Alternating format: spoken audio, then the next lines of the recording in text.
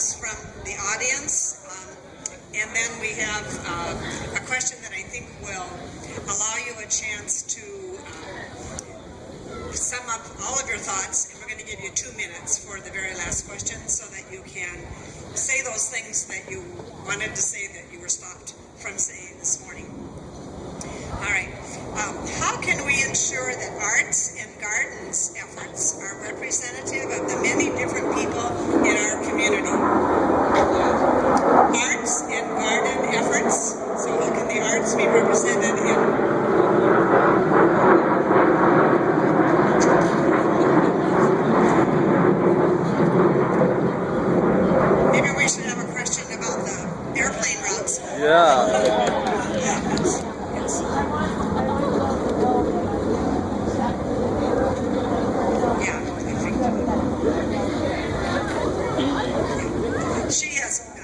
She's explaining that she took into account when the airplane goes over, we don't count that as their time because we know you can't hear them. So go back to the question, how can you ensure that arts and garden efforts in the communities are representative of the many different people in the community?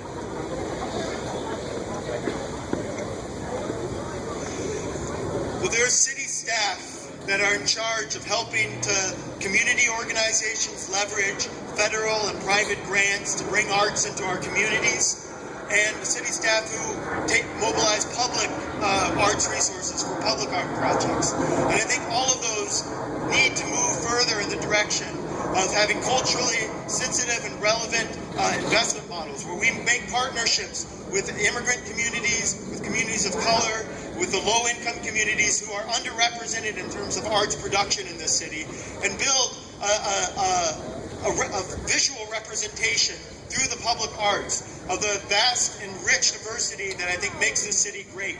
And the same thing I think can be said in terms of gardening. I think there is already, what we see here is the tremendous diversity of people who bring and develop food in our city. And I think we need to see that in the development and encouragement of community gardens and more farmers markets like this one. Thank you.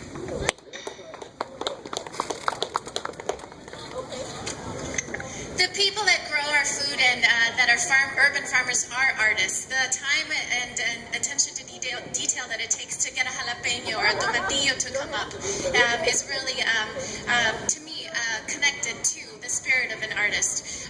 So right now we're actually working with a small group of people to develop an art shanty. And I think we should follow those models here too in the urban city, where the city can fund programs with the neighborhood associations, again, who are our deepest partners, who are embedded in our neighborhoods to ensure that we're engaging community residents, to ensure that we have a program that engages people with not only a different linguistic lens, but also culture and music and community and storytelling as a heart of that movement.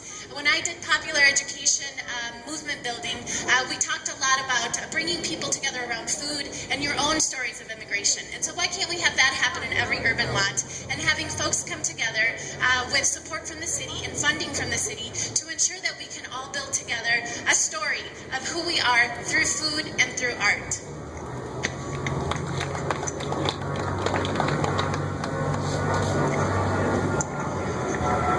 My mother is an artist, and on my block we have a sculptor, a poet, and another painter. We have a wonderful arts community in Powderhorn Park and in all the neighborhoods of Ward 9.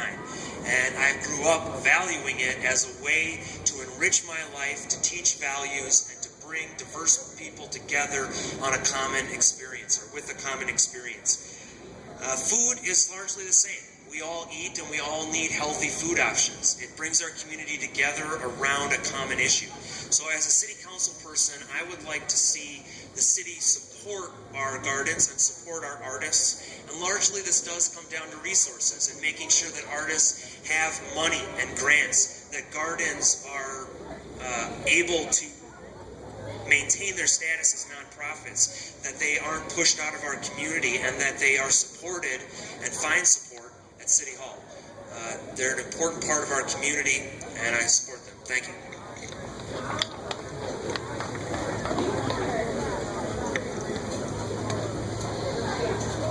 Art defines who we are.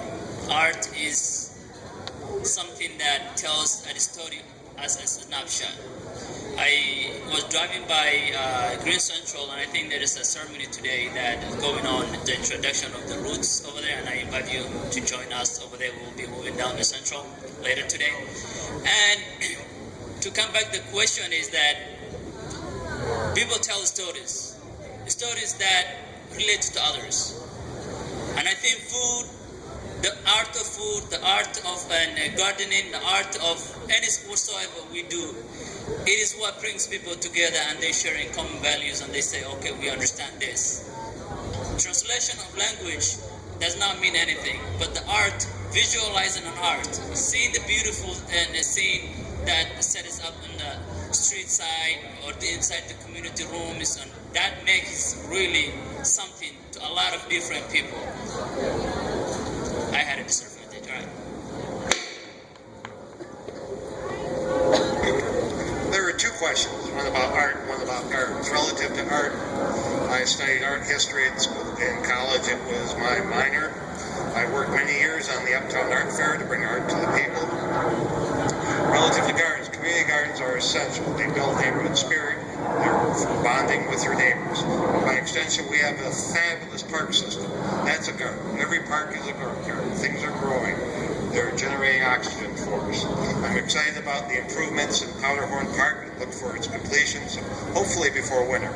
And in closing, I continue to work to make sure Minneapolis is not the dumping ground of the Metropolitan Airports Commission.